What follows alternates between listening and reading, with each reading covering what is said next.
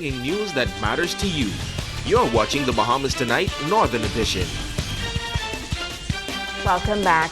The 17th annual City of Freeport District Council Junior Junkanoo Parade held Saturday evening downtown Freeport with a record 27 schools participating. Our Ricardo Lightborn was there. The preschoolers were the showstoppers, East End Preschool honored Violet Stubbs, an early childhood education visionary. The National Academy theme was Memories of Agatha McKinney 4th of July Parade. Let's See Paradise School brought the life and wonderful world of Crayola, butterflies, butterflies, and more butterflies from the students of St. John's Baptist Christian Academy. While the Rising Stars Christian Academy showed that they too have the crayon brands and beautiful colors. Growing Years Preschool brought the parade the children around the world. Martintown Preschool and Martintown Primary took spectators to a different world of reading. Books came to life. From the Poverty to Place and also the Egyptian Journey, that's Holmes Rock Primary calling card. Bottle Hill entered the parade as a fun group, and boy, the invaders simply had a lot of fun showing their Indian tribes. While Bahamian Freedom Fighters was Lewis Yard Primary School, and they brought it to the parade, the heroes of the Bahamas were showcased. Healthy breakfast is the key to a child's learning day. Maurice Moore Primary School showing that fruits, cereals, and the importance of that good breakfast. Freeport Primary School said, this we Bahamian ting, from birds to flowers to fish, all we tings that are Bahamian.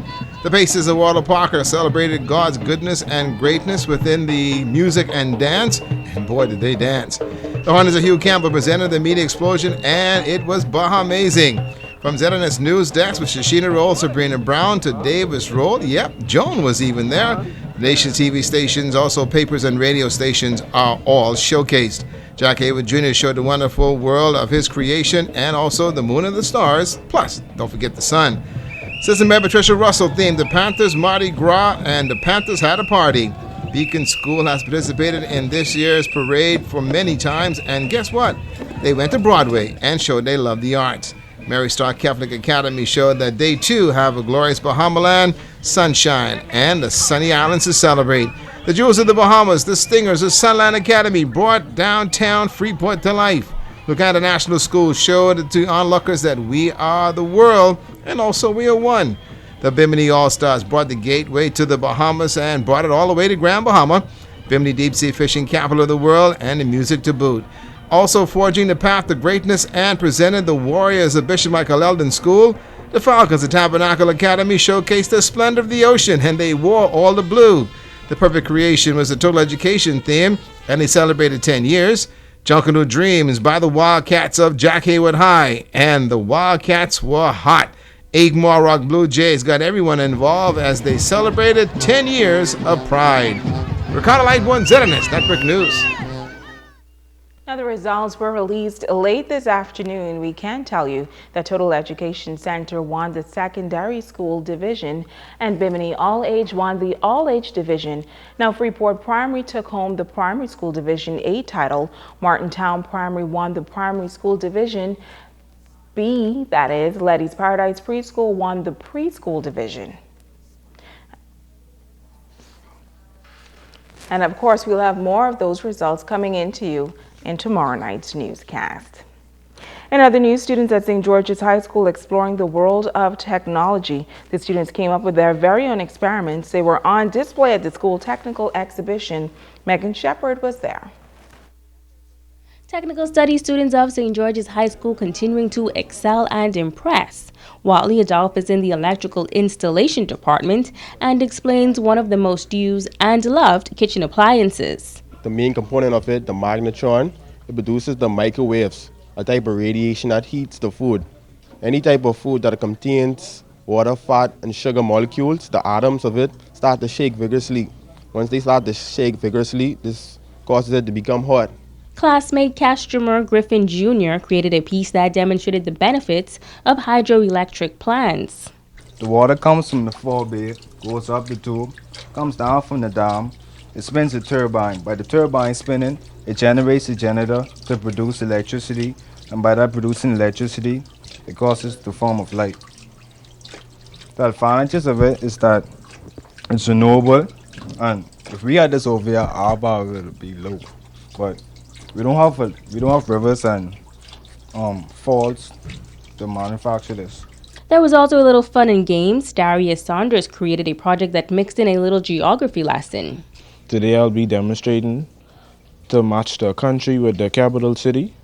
So I'll connect Haiti with Port-au-Prince and I'll make a buzzing sound. Now I'll connect Bahamas to Nassau.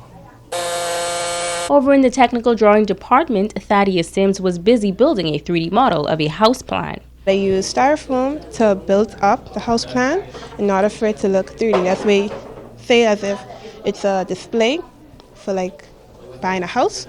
You could like show the people what you're doing. Okay, and some of the work inside here we did is like we're drawing oblique, isometric, and house plans and stuff like that. Megan Shepard, ZNS Network News. In other news, the Grand Bahama Cultural Arts Center paying homage to the late Edwin Elliott. The avid music lover and Bahamian musician was remembered by the local organization over the weekend. It was a time to pay homage to a man who believed in music and shared his talent with others. Founder of the Grand Bahama Youth Choir, Kevin Tomlinson, says it was important for his organization to honor Edwin Elliott for the role he played when it comes to music. Here at the Academy, we started a program called the Grand Bahama Cultural Arts Education Program. A part of our objective is to teach cultural arts education in the classrooms, to get it out there, to recognize all of the persons who contributed so that the kids would know. If the kids don't know, they won't be able to talk about it. The names of persons who have made great contribution have to live on beyond our lifetime. Elliott's daughter, Sherry Strawn, was also in attendance. As she brought remarks on behalf of her family, she could not help but shed tears at the memory of her father. She believes he would have been proud to be remembered in such a way. I know if he was alive, he would be so proud to see that his legacy as a teacher and mentor still exists. Clayton Curtis says he remembers Elliott as a gifted, God-fearing man. His pursuit of excellence and his meticulous attention to detail were trademark characteristics. But for the record, tell his grandchildren, he was not fond of being called a jazz pianist. He was a pianist who enjoyed jazz music and was equally as proficient with classical, pop, sacred, and gospel music. At the end of the service, the honorary plaque of Edwin Elliott was unveiled and will be mounted in the Hall of Fame at the Grand Bahama Cultural Arts Center. Well, music industry icon Elliott died in 2007 at the age of 71. And now it is time to Ask the Doctor. Welcome to Ask the Doctor. I'm Dr. Monique Pratt. CT from Freeport asks, Dr. Pratt, I've been experiencing a low sex drive for the past 3 months. What could be causing this, and should I be concerned? Thanks for being so honest and for sharing your question, CT. A woman's sex drive may fluctuate over the years and is not as uncommon as you may think. In women, a decrease in sexual desire or libido can be due to a combination of physical and psychological factors. A recent study showed that 1/3 of women ages 18 to 59 suffer from loss in sexual interest, and so they are not just imagining this. Causes can vary from starting or ending a relationship, pregnancy, or other major life changes like an illness or menopause. Some signs and symptoms may include lack of interest in sexual activity, rarely or not having sexual fantasies or thoughts at all, or being worried and concerned by a lack of sexual desire. If you continue to experience a low sex drive, CT, I suggest you speak with a doctor because there are lifestyle changes as well as techniques and even some medications that can help improve your sexual health. I'm Dr. Monique Pratt, and this has been Ask the Doctor. Join Bishop C. Alexander Williams III of Abundant Life Ministry from the Turks and Caicos Islands tonight and tomorrow night at Mount Calvary Baptist Church Seagrape 8 Mile Walk.